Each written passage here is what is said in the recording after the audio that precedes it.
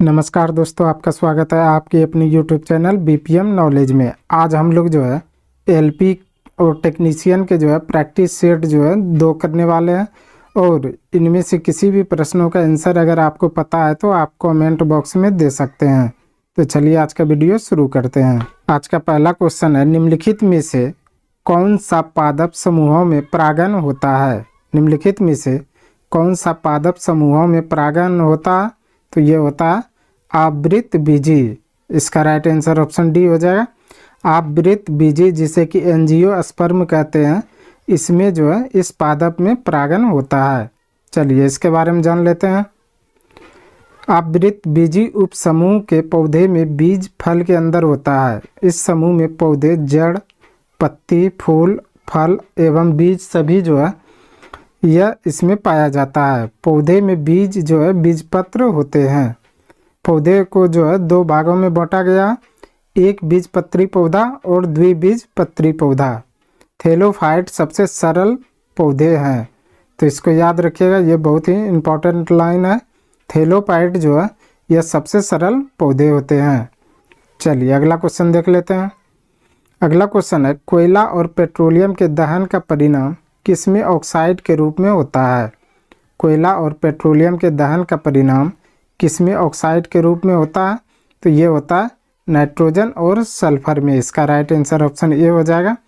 Nitrogen और sulphur में जो है कोयला और पेट्रोलियम के दहन का परिणाम ऑक्साइड के रूप में होता है। चलिए इसके बारे में जान लेते हैं। SO2 और NO2 गैस जो है अम्लीय वर्षा का निर्माण करता है। अम्लीय वर्षा के लिए जो है SO2 और NO2 गैस जो है यह निर्माण करता है। कोक में जो है 80 से 85% कार्बन पाया जाता है, इसको भी याद रखिए। कोयला जो है जीवाश्म ईंधन का उदाहरण है। एंथ्रासाइट में जो है 90 से 98% कोयला पाया जाता है।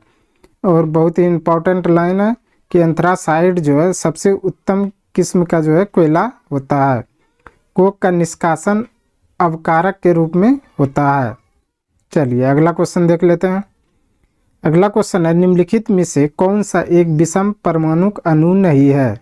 निम्नलिखित में से कौन सा एक विषम परमाणुक अणु नहीं है? तो ये P4। इसका राइट आंसर ऑप्शन बी हो जाएगा। P4 जो है यह जो है एक विषम परमाणुक अणु नहीं है। चलिए अगला क्वेश्चन देख लेते हैं। अगला क्वेश्चन है, यदि वस्तु का विस्थापन 0 हो तो बल द्वारा वस्तु पर किया गया कार्य क्या होगा? यदि वस्तु का विस्थापन 0 हो तो बल द्वारा वस्तु पर किया गया कार्य क्या होगा? तो ये हो जाएगा 0। इसका राइट आंसर ऑप्शन बी हो जाएगा। 0 जो है, यदि वस्तु का विस्थापन 0 हो तो वस्तु पर किया गया जो है कार्य भी 0 होगा। चलिए इसके बारे में जान लेते हैं। इसका जो है कार्य का SI मात्रक जूल होता है। यदि बल विस्थापन के समांतर हो तो कार्य धनात्मक होगा, इसको याद रखिएगा। और जो है विपरीत हो तो कार्य ऋणात्मक होगा। और यदि बल और विस्थापन परस्पर लंबवत हो तो किया गया कार्य जो है 0 होगा। ये तीनों लाइन को जो है याद रखिएगा। चलिए अगला क्वेश्चन देख लेते हैं। अगला क्वेश्चन है, 1 नैनोमीटर किसके बराबर होता है? 1 नैनोमीटर किसके बराबर होता है? तो ये होता है 1/10⁹ मीटर। इसका राइट आंसर ऑप्शन सी हो जाएगा।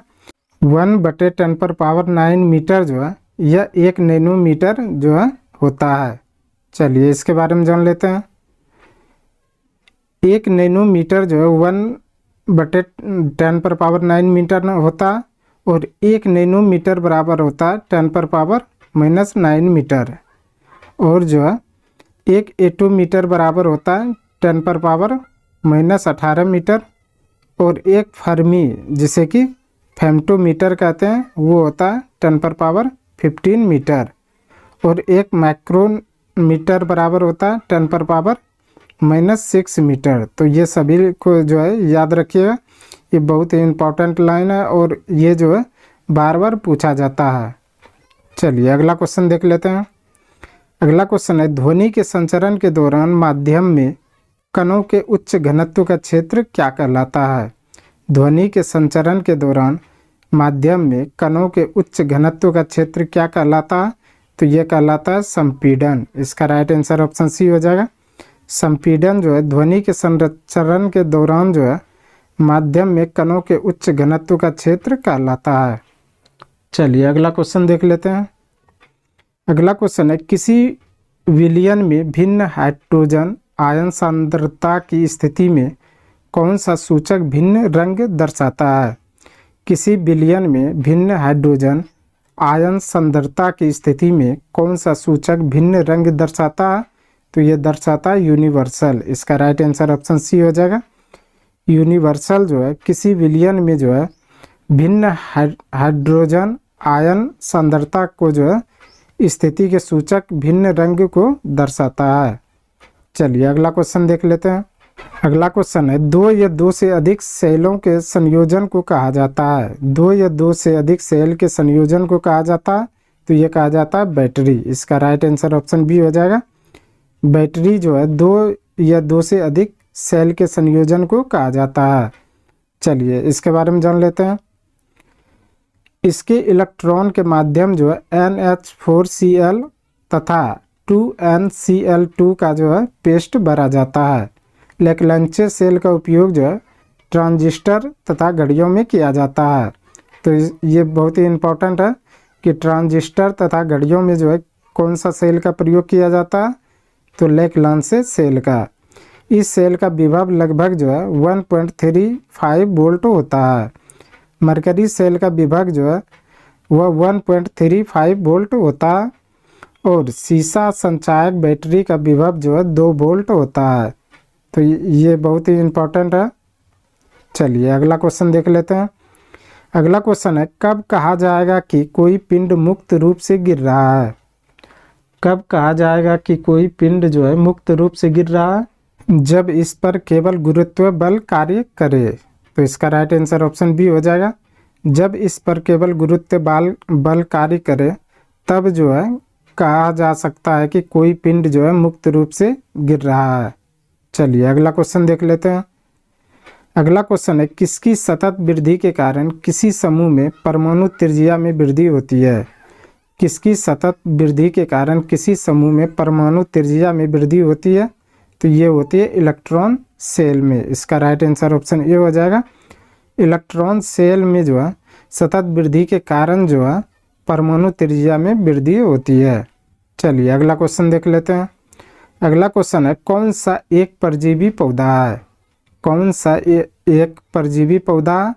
तो ये हो जाएगा कसकुट। इसका राइट आंसर ऑप्शन ए हो जाएगा। कसकुट जो है यह एक परजीवी पौधा है। चलिए इसके बारे में जान लेते हैं। परजीवी ऐसे जीव होते हैं जो दूसरे पर आश्रित होते हैं। और सहजीवी का उदाहरण क्या? कवक, जीवाणु और विषाणु, ये तीनों जो है सहजीवी का उदाहरण है। सहजीवता जो एक जीव को हानि अथवा लाभ नहीं होता है और जबकि दूसरा जीव लाभ में रहता है, जैसे कि अधिपादप लियाना। परभक्षण किसे कहते हैं? कि जब एक दूसरे जीव पर पूरी तरह से भक्षण करता है, जैसे कि जेफंगस, आर्थोवीटस आदि। चलिए अगला क्वेश्चन देख लेते हैं। अगला क्वेश्चन है, फूल का एक मादा प्रजनन अंग कौन सा है? फूल का एक मादा प्रजनन अंग कौन सा है? तो यह गर्भ केसर। इसका राइट आंसर ऑप्शन ए हो जाएगा। गर्भ केसर जो है यह फूल का एक मादा प्रजनन अंग है। चलिए इसके बारे में जान लेते हैं। जायांग जो इसमें अंडप होता है और अंडप के 3 भाग होते हैं, कौन कौन सा? तो ये अंडाशय, वर्तिका और वर्तिकाग्र, ये तीनों जो है अंडप के भाग होते हैं। पुमंग में एक या एक से अधिक जो है पुंकेसर होते हैं। पुंकेसर में जो है परागकण पाए जाते हैं और पुमंग जो है नर जनन अंग है। पुष्प में बाह्य दलपुंज, पुमंग और जयान जो होते हैं। तो ये सभी याद रखिएगा। चलिए अगला क्वेश्चन देख लेते हैं। अगला क्वेश्चन है, श्वसनी, उत्सर्जक और परिसंचरण वाले अंगों से क्या रहित होते हैं? श्वसनी, उत्सर्जन और परिसंचरण वाले अंगों से क्या रहित होते हैं? तो ये होते हैं स्पंज। इसका राइट आंसर ऑप्शन सी हो जाएगा। स्पंज जो है श्वसनीय, उत्सर्जन और परिसंचरण वाले अंग से रहित होते हैं। चलिए अगला क्वेश्चन देख लेते हैं। अगला क्वेश्चन है, किस अम्ल में वृद्धि होने के कारण मांसपेशियों में ऐंठन आ जाती है? किस अम्ल में वृद्धि होने के कारण मांसपेशियों में ऐंठन आ जाती है? तो ये लैक्टिक अम्ल के कारण। इसका राइट आंसर ऑप्शन बी हो जाएगा। लैक्टिक एसिड के कारण जो है किसी कारण जो है मांसपेशियों में ऐंठन आ जाती है। चलिए इसके बारे में जान लेते हैं।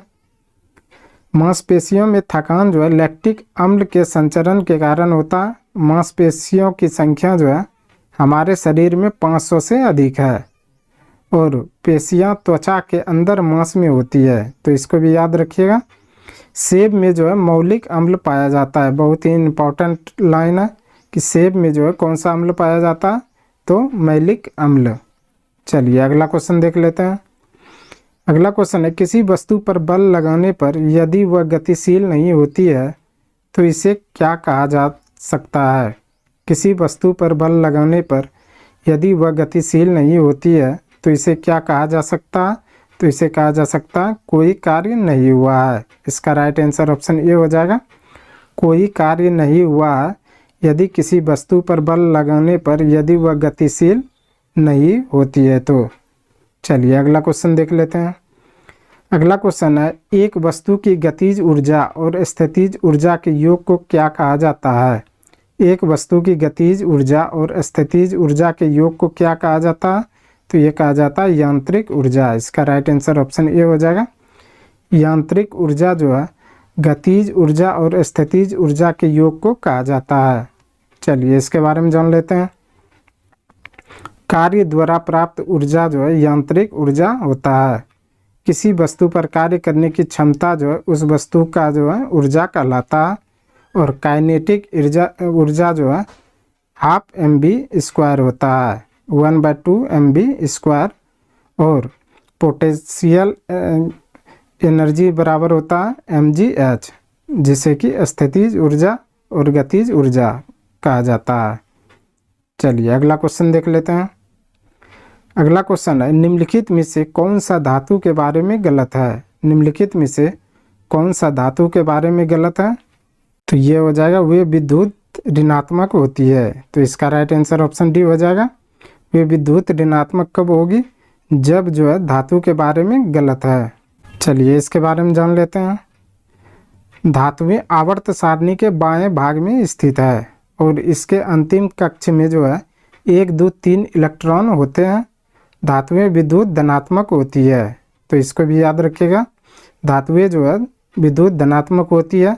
धातुएं में चमक होता है और जिसे धातुई चमक कहते हैं। सोडियम और पोटेशियम मुलायम धातु है। इम्पोर्टेंट लाइन है कि मुलायम धातु कौन कौन सा है? तो सोडियम और पोटेशियम। चलिए अगला क्वेश्चन देख लेते हैं। अगला क्वेश्चन है, किन तत्वों के 72 कोष में 7 संयोजक इलेक्ट्रॉन होते हैं? किन तत्वों के 72 कोष में 7 संयोजक इलेक्ट्रॉन होते हैं? तो ये हाइड्रोजन में। इसका राइट आंसर ऑप्शन डी हो जाएगा। हाइड्रोजन में जो है 72 कोष में 7 संयोजक इलेक्ट्रॉन होते हैं। चलिए अगला क्वेश्चन देख लेते हैं। अगला क्वेश्चन है, यकृत कौन सा कार्य करता है? यकृत कौन सा कार्य करता है?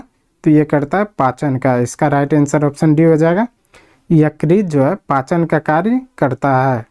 चलिए इसके बारे में जान लेते हैं। यकृत जो है पाचन का कार्य करता है, ये तो पता है। और यह मानव शरीर में जो है सबसे बड़ी ग्रंथि है, बहुत ही इम्पोर्टेंट है। और इसका वजन लगभग जो है 1.5 से 2 kg के बीच होता है। यकृत द्वारा पित्त स्रावित होता है। यकृत द्वारा पित्त स्रावित होता है और पित्त रस वसा का जो है पायसीकरण है। मृत आरबीसी को नष्ट यकृत के द्वारा ही किया जाता है।